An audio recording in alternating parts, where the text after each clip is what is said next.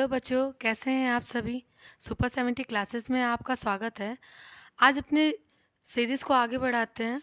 आपका ज्योग्राफी का chapter first चल रहा था, जिसमें आज हम लोग टॉपिक पढ़ेंगे डेवलपमेंट ऑफ रिसोर्स। इसको समझते हैं, क्या पूरा डिटेल है संसाधन का, किस तरीके से विकास हुआ और कैसे-कैसे डिस्ट्रीब्यूट किया गया लोगों के बीच में, इनके बारे में हम आगे पढ़ते हैं। जैसे कि आपके सामने दिख रहा है development of resource. Development of resource मतलब होता है किस तरीके से संसाधन का क्या होना, विकास होना।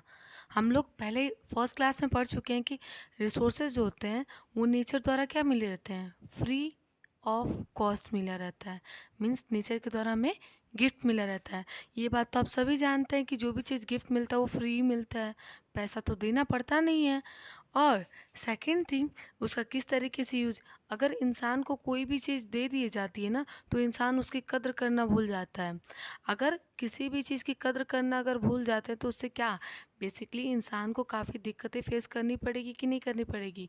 जी हाँ, करनी पड़ेगी। जैसे कि यहाँ पे लिखा है human being use them indiscriminately and this led to be following major problems. अगर किसी भी चीज़ का इंसान रिसोर्सेज का हो गया या किसी भी चीज़ का अगर ज़्यादा मिसयूज़ करने लगे, तो जाहिर सी बात है कुछ ना तो कुछ या बहुत कुछ प्रॉब्लम्स क्रिएट हो सकती हैं।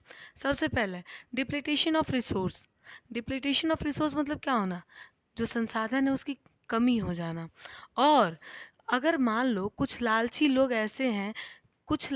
ऐसे हैं जिनकी नीड्स पूरी करने के चक्कर में हमारी जो रिसोर्सेज है कम हो जाएंगी, तो क्या ये हमारे लिए बेनिफिट है? नहीं, यह हमारे लिए सबसे बड़ा लॉस है। सेकेंड, कुछ ऐसे भी कुछ ऐसे भी सोसाइटी में लोग हैं जिनके पास रिसोर्सेस बहुत ज़्यादा हैं, कुछ लोग हैं उनके पास कम है। जैसे कि आपके सामने दो नाम लिखा गया है, रिच एंड पुअर, गरीब और अमीर। गरीब के पास तो उतने रिसोर्सेज नहीं होते जितने अमीर के पास होते हैं, चाहे वो लैंड, चाहे वो नेचुरल हो, चाहे वो ह्यूमन मेड रिसोर्स हो, चाहे वो ह्यूमन रिसोर्स हो। सब चीज़ ज़्यादा से ज़्यादा रिच पर्सन के पास रहता है। आजकल मतलब धीरे धीरे प्रोग्रेस हो रहा है कि पुअर पर्सन भी ज़्यादा से ज़्यादा अलग अलग सेक्टर्स में जा रहे हैं, फिर भी इन्हें काफ़ी प्रॉब्लम फेस करनी पड़ती है। And last but not list, जिस तरीके से रिसोर्सेज का मिसयूज़ किया जाता है, उस तरीके से ग्लोबल वार्मिंग भी बढ़ रहा है। इसका मतलब ये है, कुछ ऐसे कंट्रीज़ हैं जहाँ पे जो रिसोर्सेज है वो बहुत ज़्यादा पाई जाती हैं। तो जाहिर सी बात है किसी कंट्री में अगर कोई रिसोर्स ज़्यादा पाया जाएगा तो उसे क्या किया जाएगा, उसे ज़्यादा से ज़्यादा निकाल के दूसरे कंट्री में सेल करेंगे, मीन्स एक्सपोर्ट करेंगे। अगर दूसरे कंट्री में एक्सपोर्ट करते उससे पैसा आता है, अगर पैसा आएगा तो क्या दूसरे कहीं और घूमने फिरने या फिर अलग अलग चीज़ों में लोग लगाएंगे कि नहीं लगाएंगे? अगर पैसा आपको मिल जाता है तो कहेंगे चलो आज चलते हैं ट्रिप पे कहीं घूमने। वो भी अपनी गाड़ी से जाएंगे। अगर आप अपनी गाड़ी से कहीं भी घूमने जाते हैं तो जाहिर सी बात है कि तेल तो लगेगा, तेल लगेगा तो सब पॉल्यूशन क्रिएट होगा या नहीं होगा? ये तो आप जानते ही हैं कि जो आपके पेट्रोल हो गया चाहे वो डीजल हो गया, इससे पॉल्यूशन काफ़ी क्रिएट होता है। अगर पॉल्यूशन दिन प्रतिदिन इसी तरीके से बढ़ेगा तो आप जानते हैं ना, ओजोन लेयर में क्या हो जाएगा, छेद होता है, छेद और एक्सपांड होते जा रहा है। अगर ये चीज़ें लगातार बढ़ती रही तो कितनी सारी प्रॉब्लम्स फेस करनी पड़ेगी ह्यूमन बींग्स को। अब देखते हैं इसका सॉल्यूशन क्या होगा। प्रॉब्लम्स तो हम लोग पढ़ लिए, किस तरीके से कुछ लोगों के हाथ में क्या है, रिसोर्सेज हैं। अगर कुछ लोगों के हाथ में रिसोर्सेज हैं तो क्या होने, रिसोर्सेज घट रही हैं।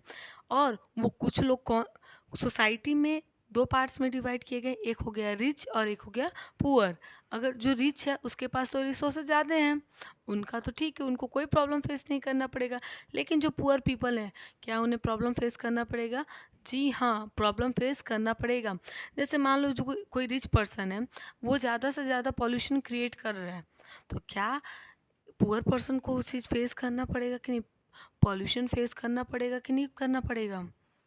देन लास्ट, कुछ ऐसे भी कंट्रीज हैं जहाँ पे पॉल्यूशन बहुत मैसिव मैसिव लेवल पे पॉल्यूशन किया जा रहा है। जैसे कुछ डेवलप्ड कंट्रीज़ हैं जो कि ऑलरेडी पॉल्यूशन बहुत ज़्यादा क्रिएट कर चुकी हैं।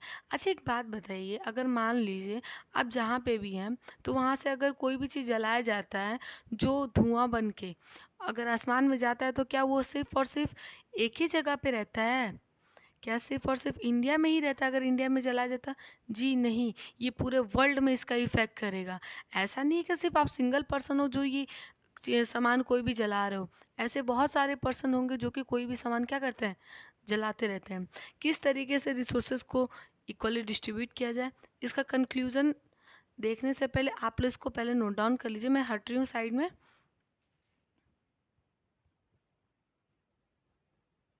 उम्मीद है आप पहले वाला लेक्चर लिख लिए होंगे, जो पहले पॉइंट्स लेक्चर में था उन चीज़ों को आप लिख लिए होंगे। अब आते हैं हम लोग कंक्लूजन। आखिर किस तरीके से हम सॉर्ट आउट करें ये जो प्रॉब्लम हो रही है कि कुछ लोगों के हाथ में रिसोर्सेज हैं, अगर रिसोर्सेज हैं तो क्या रिसोर्सेज की कमी हो रही है। और सेकंड, जैसे कुछ कौन वो पर्सन है, रिच हैं, कुछ ऐसे हैं जिनको ज़्यादा मिला, कुछ को नहीं मिल रहा है। अगर कुछ ऐसे भी कंट्रीज है जहाँ पर रिसोर्सेज ज़्यादा पाए जाते हैं तो उससे क्या होता है कि उससे उससे आप लोग बताइए क्या होता है। अगर किसी कंट्री में रिसोर्सेज कोई ज़्यादा मिल कुछ भी ज़्यादा मिलते हैं तो उससे क्या होगा, ये आप लोग कमेंट के थ्रू मुझे बताएंगे कि उससे क्या क्या प्रॉब्लम्स क्रिएट होंगी। अब आता है कंक्लूजन, किस तरीके से इनका सॉल्व किया जाए। अब आपके सामने है कंक्लूजन, किस तरीके से इन चीज़ों को क्या करें, सॉल्व करें। अगर मान लीजिए पहले आपके पास था 20 रुपये, तो आप सारा का सारा पैसा किसी एक इंसान को दे रहे थे, दूसरे को था नहीं, मतलब 2 पर्सन थे, 20 रुपये था, तो आप सारा का सारा अगर एक इंसान को पैसा दे देंगे और दूसरे को नहीं देंगे तो क्या दूसरे वाले को लॉस होगा कि नहीं होगा। तो फर्स्ट ऑफ ऑल कि आपको सबसे पहले जो आपके पास 20 रुपये हैं तो 10 रुपये ए पर्सन को देंगे, 10 रुपये बी पर्सन को देंगे। इसी तरीके से जो रिसोर्सेज है उनका क्या करें, डिस्ट्रीब्यूशन इक्वल करें। मीन्स अगर किसी भी रिसोर्सेज को अगर इक्वली डिस्ट्रीब्यूट करते हैं अगर हम, तो उससे क्या होता है, हर इंसान के पास रिसोर्सेज रहेंगे। और अगर हर इंसान के पास रिसोर्सेज रहेंगे तो क्या झगड़ा होगा, नहीं होगा। मान लीजिए अगर पर्सन ए और पर्सन बी है, जैसे मैं एग्जांपल दे दी 20 रुपीज़ का, तो अगर ए को मिला 20 रुपीज़ मैंने पूरा दे दिया, बी को नहीं दिया, क्या पता वो झगड़ा करने लगे। अगर मैंने दोनों को इक्वल दे दिया, 10 और 10 दोनों को दे दिया, तो क्या इससे इन दोनों के बीच में शांति बनी रहेगी कि नहीं बनी रहेगी। अगर इसी तरीके से अगर रिसोर्सेज जो हैं अगर सबके बीच में इक्वल डिस्ट्रीब्यूट किए जाएँ तो इसी पूरे कंट्री में, पूरे वर्ल्ड में लोग क्या रहे, शांत रहेंगे, ग्लोबल पीस बना रहेगा, शांति बना रहेगा। सेकंड आपका लिखा हुआ है कि resources planning is essential for sustainable existence for all form of life. हमारे जीवन में जितने भी लोग हैं या हमारे पेड़ पौधे भी हो गए, रिसोर्सेज में सिर्फ और सिर्फ आपके खाना पानी ही नहीं आते हैं, रिसोर्सेज में आपके एयर वाटर लैंड भी आते हैं।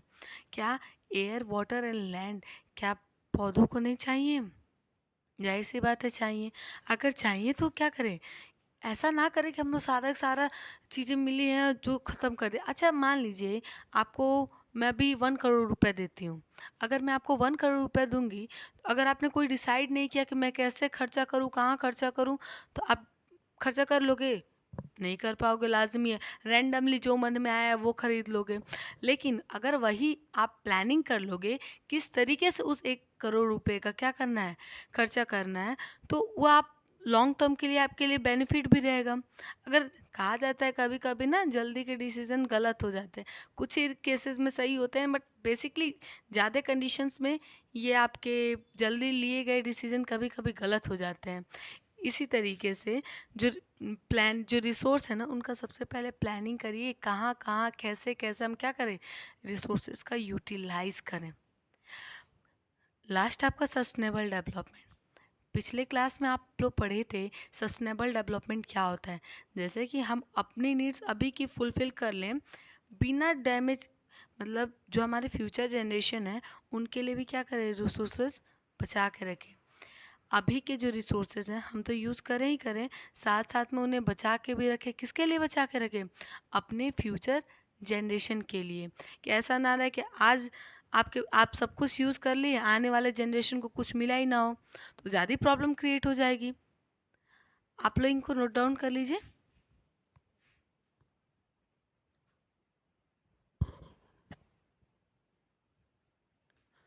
उम्मीद है आप इसको नोट डाउन कर लिए होंगे, और मिलते हैं कल आपके सेम टाइम पे 7 o'clock। Thank you.